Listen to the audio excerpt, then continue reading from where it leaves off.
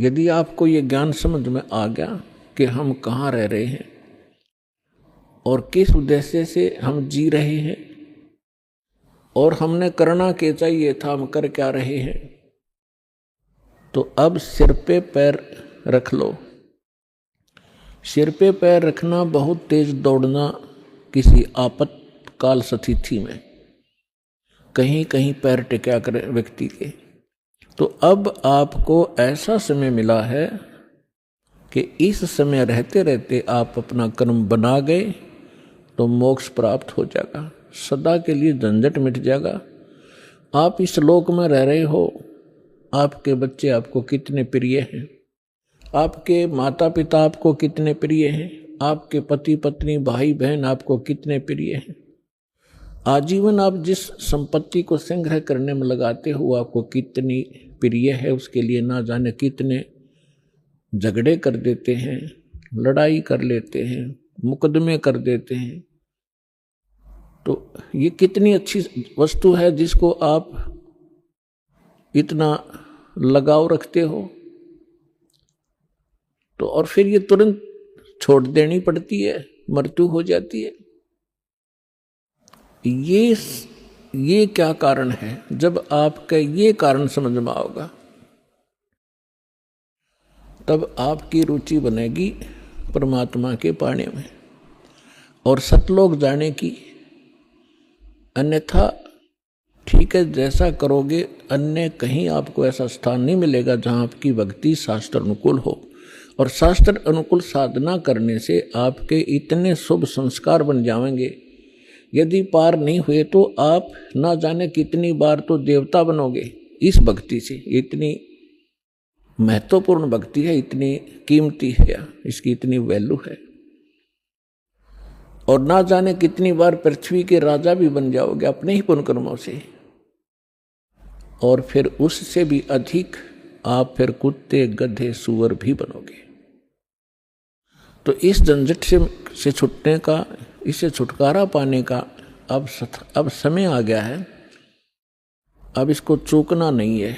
बुद्धिमान व्यक्ति हो, एजुकेटेड होगे, परमात्मा ने हर तरह से रजा बख्श रखी है, आपको शिक्षित किया, सदग्रंथों से दास को परिचित किया और फिर ऐसे इंस्ट्रूमेंट बना दिए कि आप घर बैठे देख सकते हो।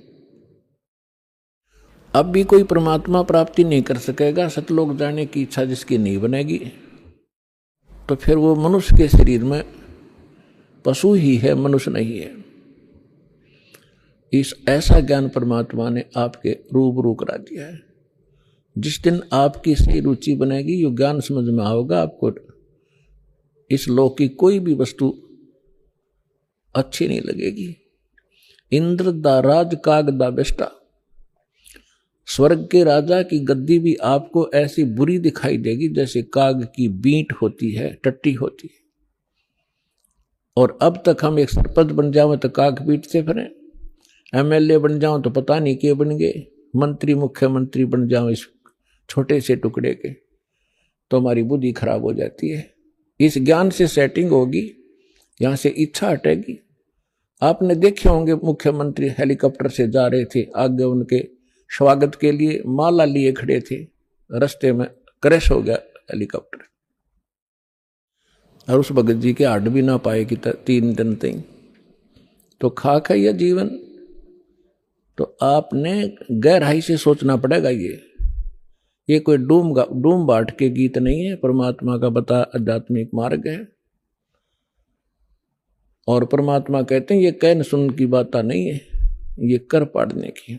पुण्यात्माओं, आपको आज के सत्संग में सुबह सुनाया था कि परमात्मा स्वयं आते हैं यथार्थ ज्ञान बताने के लिए और अपनी प्यारी आत्माओं को, अच्छी आत्माओं को मिलते हैं। गोता मारूं स्वर्ग में जा बैठूं पाताल, गरीब दास ढूंढता फिरूं अपने हीरे मोती लाल।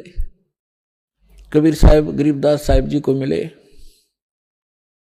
सतलोक में लेकर गए, जहाँ से हम आए हैं, जहाँ हमारा निज स्थान है, जहाँ हमारे पिता रहते हैं। और वो प्रेम पिता फिर वापस छोड़ के गए उनको इस पृथ्वी पर।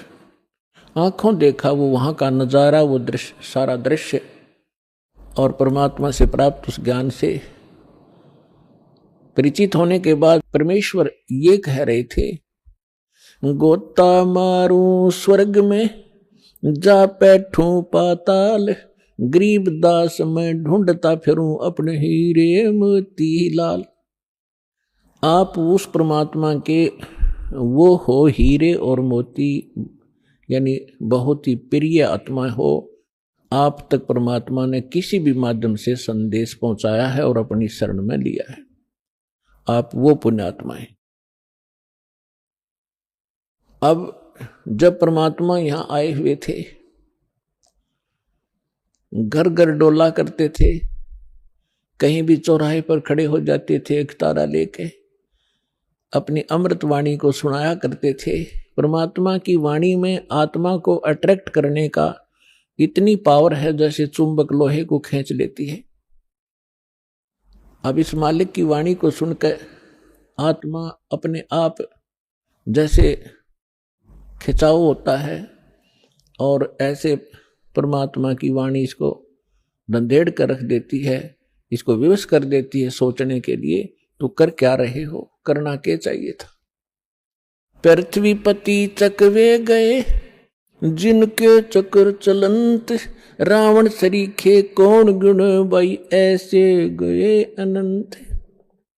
सर्व सोने की लंका थी वो रावण से रणधीरम, एक पलक में राज विराजी जम के पड़े जंजीरम। सुखदेव ने 84 भुगती बना पजावे खरवो, तेरी क्या बुनियाद परानी तू पेंडा पंथ पकड़ो। आए हैं सो जाएंगे ये राजा रंग फकीर, एक सिंहासन चढ़ चले एक बंधे जात जंजीरे।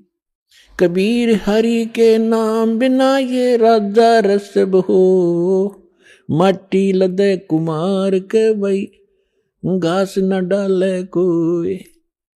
पुण्यात्माओं, ये भगवान की बताई वाणी दास बोल रहा है, जो परमेश्वर स्वयं आकर बोलते हैं। जैसा गीता अध्याय नंबर 4 के श्लोक नंबर 32 में आपको प्रमाण बताया था कि गीता ज्ञानदाता कहता है कि वो परमात्मा स्वयं आकर अपने मुख कमल से जो ज्ञान देते हैं वो तत्व ज्ञान है, और उस ज्ञान में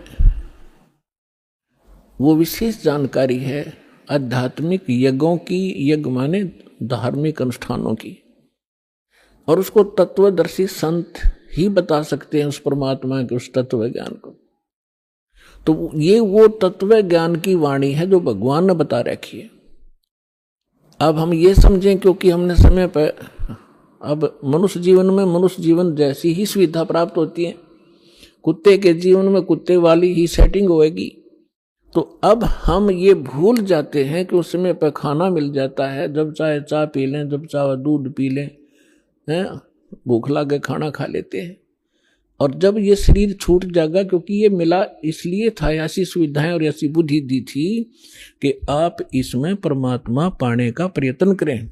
और यदि परमात्मा नहीं प्राप्त करते हैं, भक्ति ना करके और बकवादों में जीवन व्यर्थ कर जाते हैं, तो फिर परमात्मा बताते हैं कि राजा भी जब गधा बनेगा तो आम जीव की अब क्या बुनियाद है, क्या औकात है, सहज में समझ आ जाना चाहिए।